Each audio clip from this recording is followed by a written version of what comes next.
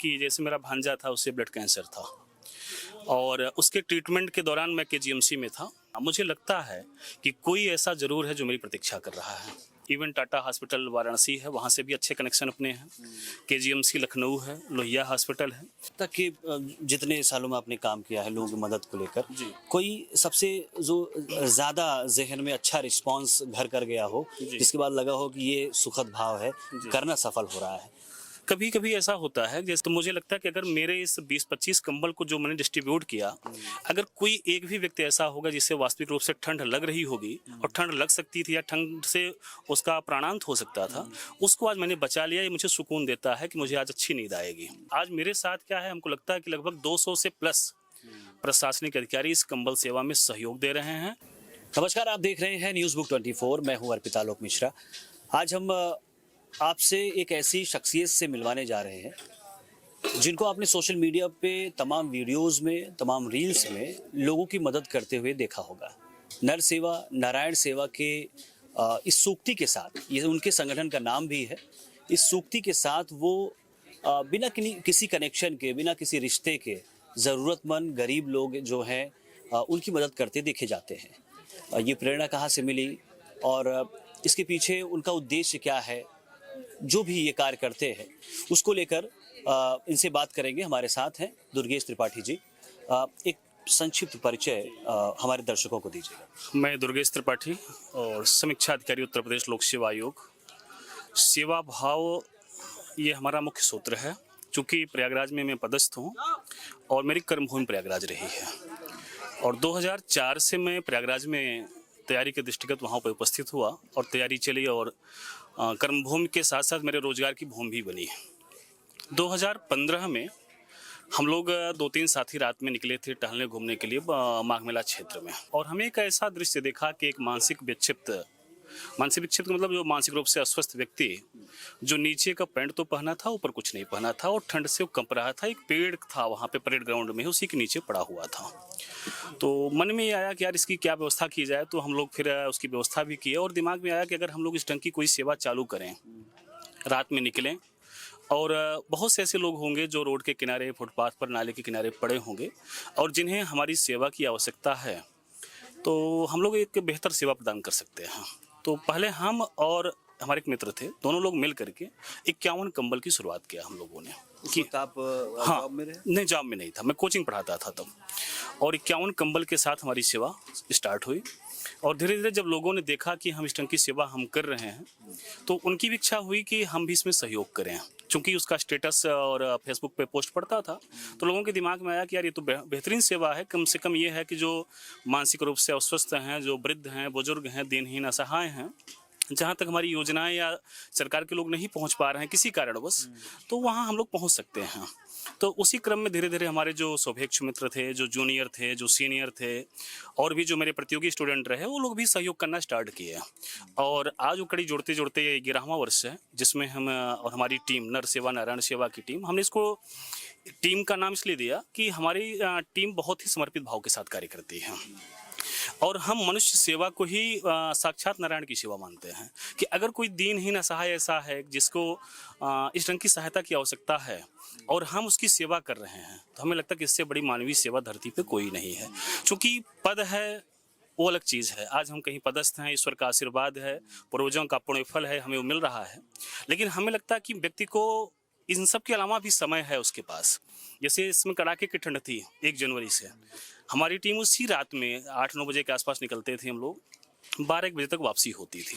ढूंढ करके, टहल करके, रोड के किनारे जो भी पड़े थे उनसे बातचीत करने का उद्देश्य ये होता था कि आदमी जान जाए कि उसको कंबल मिला है और कोई छीन करके पता चला कि हमने डाल दिया और कोई लेके चला गया, ये दिक्कत खड़ी हो सकती है। अच्छा, बातचीत करने में उसकी और भी समस्याएं सामने आती थी। पता चला कि उसको आर्थिक रूप से कोई समस्या है।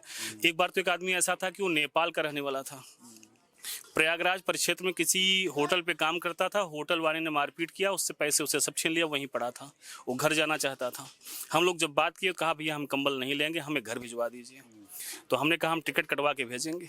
तो उन्होंने कहा हाँ भैया हमें कोई दिक्कत नहीं, रुपहीडीहा जाना था उसको। और ये नितिन तिवारी जी थे जो पीछे खड़े हैं, ये है अंकुर पांडे जी, ऐसे लोग उसको वाया बाइक ले गए बस अड्डे, उसका टिकट कटवाया, उसको और पैसा दिया गया कि आप आराम से चले जाओ। कहने का सेंस ये है कि हम बातचीत करके उसे नशे से बचने के लिए भी जागरूक करते हैं और एक मानवीय संवेदना भी उससे जुड़ती है कि हमें ये पता चलता है कि यार किस किस टाइप की समस्याएं लोगों के बीच में हैं, क्या कारण है जो ऐसी दशा में ये आए हैं। 11 साल हो गए। हाँ, 11 वर्ष। तो जैसे सर्दी में आप कंबल वितरण कर देते जी। हैं और भी जो ज़रूरतें होती हैं वो पूरा कर देते हैं। जी। बाकी के दिनों में कैसे लोगों से सामना होता है, कोई कठिनाई आती हो? जैसे अब हम चूंकि सेवा में, सरकारी सेवा में हैं, तो रेगुलर तो हम लोग ये सेवा कर नहीं पाते हैं, लेकिन ये प्रयास जरूर रहता है। जैसे किसी का वाया SMS कभी मैसेज आया कि भैया हमें ब्लड की आवश्यकता है, हमें लोहिया हॉस्पिटल में एडमिट करा दीजिए, हमें KGMC में एडमिट करा दीजिए, या हमारे लिए कुछ आर्थिक सहयोग मुख्यमंत्री महोदय के यहाँ से कहीं संभव हो सरकारी योजना के तहत मिल जाए। तो अन्य समय में हम लोग इस माध्यम से मदद करते हैं कि किसी का अगर सरकारी योजनाओं से लाभ हो पा रहा है, न्यायोचित लाभ, तो हम लोग उसको कराने का प्रयास करते हैं। चैलेंजिंग ज़्यादा कब लग रहा था, जब आप जॉब में नहीं थे या अब आपकी समय नहीं दे पाते, ये चैलेंज? अब चैलेंज यही है कि थोड़ा सा चूंकि कार्यालयी व्यस्तता रहती है, शासकीय कार्य हैं, तो अब उसमें हम लोग तो समय ज़्यादा देते हैं।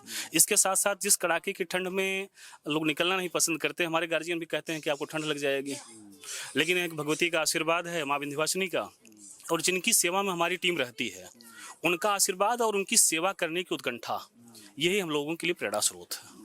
तो ये आपने कहा कि आपका होम टाउन है या होम नेटिव प्लेस है, आप बेलहम माँ के जो परिसर में हम लोग बैठे हुए हैं, इनके साथ जो जुड़ाव रहा या अपना जो अनुभव शेयर करना चाहें? आप पहले कोचिंग करते रहे, लोगों को कोचिंग करते रहे, फिर जॉब में आए, कृपा मानते हैं ना? बिल्कुल बिल्कुल। देखिए ऐसा भैया कि कर्म ही पूजा है, यह सत्य है, और कर्म हमारे बहुत से बंधु करते हैं, लेकिन जहाँ तक मैं मानता हूँ कि कोई भी सफलता जीवन की, भौतिक जीवन की सफलता कहा जाए तो वह कर्म और भाग्य का कॉम्बिनेशन है। भाग्य का कॉम्बिनेशन इसलिए मैं कहूँगा कि आपके पूर्वजों का आशीर्वाद और आपके कर्म प्रारब्ध का जो फल होता है वो जुड़ता है कहीं न कहीं।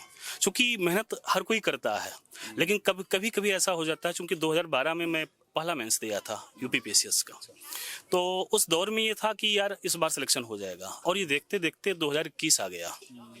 तो कहीं न कहीं कर्म के साथ साथ दैवी कृपा, ईश्वर का आशीर्वाद, ये जरूर आपके कर्म क्षेत्र में प्रोत्साहन का कार्य करते हैं, आपको ऊर्जा प्रदान करते हैं कि आपको नकारात्मकता से ग्रसित नहीं होने देंगे, आपको सकारात्मक बनाए रखेंगे। हम लोग इसको इस निमित्त मानते हैं कि अगर हमें सेवा करने का अवसर मिल रहा है तो मानव जीवन का यही सौभाग्य है। कुछ अलग से समय आपको नहीं मिलेगा, चाहे आप सेवानिवृत्त हो जाएं, कुछ भी हो जाएं, समय आपको इसी के साथ निकालना ही होगा। जब आपने शुरू किया रहा होगा तो उस समय का जो आपके संगठन का स्वरूप रहा होगा और 11 साल के बाद का जो स्वरूप रहा है, क्या अंतर पाते हैं? आज मेरे पास बहुत बड़ी टीम है। आपको बताते हुए मुझे हर्ष है कि इसी के पैरेलल जैसे मैंने प्रयागराज में चलाया है, ऐसे बरेली में चला, ऐसे आगरा में चला, ऐसे मथुरा में चला, ऐसे जनपद जौनपुर में चलाया गया। 4-5 जनपद में हमारी जानकारी में है कि सेम इसी ढंग से उन्होंने टीम गठ बनाया और टीम बना करके उन लोगों ने काम किया। आज मेरे साथ क्या है, हमको लगता है कि लगभग 200 से प्लस प्रशासनिक अधिकारी इस कंबल सेवा में सहयोग दे रहे हैं, और केवल प्रशासनिक अधिकारी नहीं, प्रतियोगी जो कंपटीशन की तैयारी कर रहे हैं, उन्हें लगता है कि यार ये एक अच्छी सेवा है, इसको करना चाहिए। क्योंकि मानव जीवन है, हमें आपको ईश्वर ने बहुत कुछ दे रखा है, तन ढकने के लिए कपड़े हैं, ऊपर छत है, तो कम से कम उनके लिए करिए जो किसी कारणवश उपेक्षित या अपेक्षित रह गए हैं, उनकी सेवा करना हमारा प्रमुख धर्म होना चाहिए। कपड़ा बैंक हम लोगों का प्रतिवर्ष चलता है, जिसमें हमारी टीम के द्वारा कपड़ा इकट्ठा किया जाता है। पुराने कपड़े जो पहनने योग्य हो, जिनको हम हो सकता है प्रयोग ना कर रहे हो, किसी अन्य के प्रयोग में आ सकता हो, तो उसको भी हम लोग अपनी टीम के साथ में रखते हैं, जिसको जरूरत रहती है उसको दे दिया जाता है।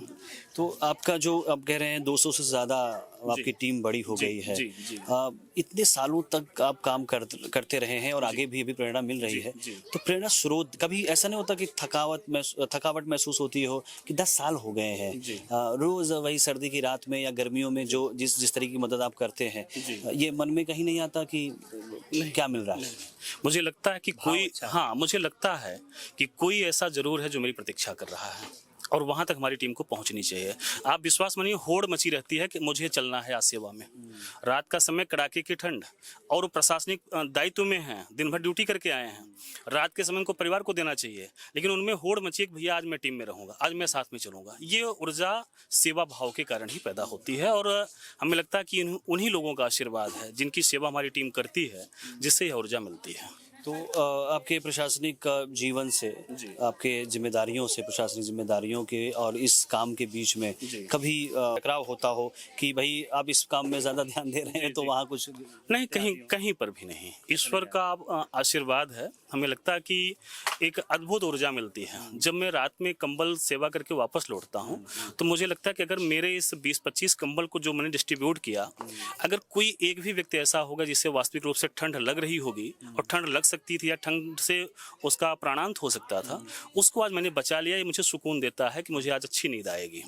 अच्छा, अब तक के जितने सालों में आपने काम किया है लोगों की मदद को लेकर, जी। कोई सबसे जो ज़्यादा जहन में अच्छा रिस्पांस घर कर गया हो, जी। जिसके बाद लगा हो कि ये सुखद भाव है, करना सफल हो रहा है? कभी कभी ऐसा होता है, जैसे व्यक्तिगत मैं अपने बताऊं कि जैसे मेरा भांजा था, उसे ब्लड कैंसर था और उसके ट्रीटमेंट के दौरान मैं केजीएमसी में था। उस दौरान मैंने ये देखा कि एक हॉस्पिटल में व्यक्ति क्या झेलता है।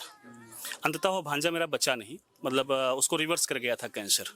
उसी के भाव से मुझे एक मानसिक रूप से, हार्दिक रूप से एक भाव पैदा हुआ कि कोई भी अगर हॉस्पिटल के मामले में, कैंसर के मामले में मदद मांगता है तो मैं बढ़ चढ़ के उसकी मदद करता हूं और ये प्रयास करता हूं कि उसे कहीं से कोई समस्या ना आने पाए। इवन टाटा हॉस्पिटल वाराणसी है, वहाँ से भी अच्छे कनेक्शन अपने हैं। केजीएमसी लखनऊ है, लोहिया हॉस्पिटल है। इन लोगों से एक संबंध बना के इसलिए रखता हूँ कि हमें ऐसे लोगों को जो जीवन और मृत्यु से संघर्ष कर रहा हो, उनकी मदद करनी है। वही प्रेरणा बन गई। जो हॉस्पिटल मैंने झेला, वही प्रेरणा बन गई।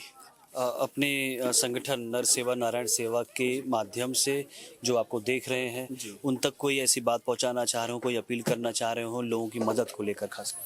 मेरा एक ही चीज़ कहना है, मेरे बहुत से मित्र प्रशासनिक पद पर या सरकारी पद पर सेवारत हैं। पद में मद नहीं होना चाहिए। पद का मतलब है आप में विनम्रता होनी चाहिए, और उस विनम्रता के साथ साथ ईश्वर ने अगर ये सेवा का अवसर आपको दिया है तो आप अपने कार्य क्षेत्र में भी बेहतर करें, जहाँ पे आपको दायित्व सरकार ने दिया है, शासन ने दिया है। इसके अलावा जो भी समय मिल रहा है, हम केवल शासन के अंग ही मात्र नहीं हैं, हम समाज के भी अंग हैं।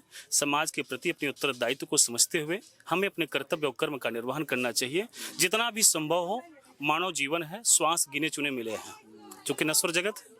तो इसमें जो भी आपको सेवा का अवसर मिले, बढ़ चढ़ करके स्वयं से आप आगे बढ़ करके पहल कीजिए, मदद कीजिए, बड़ा अच्छा लगेगा, बहुत सुकून महसूस होगा। आपने हमसे बात की, अपने अनुभव शेयर किए, और नर सेवा नारायण सेवा संगठन को हमारी तरफ से बहुत सारी शुभकामनाएं। आप ऐसे ही लोगों की मदद करते हैं। धन्यवाद, धन्यवाद आपका।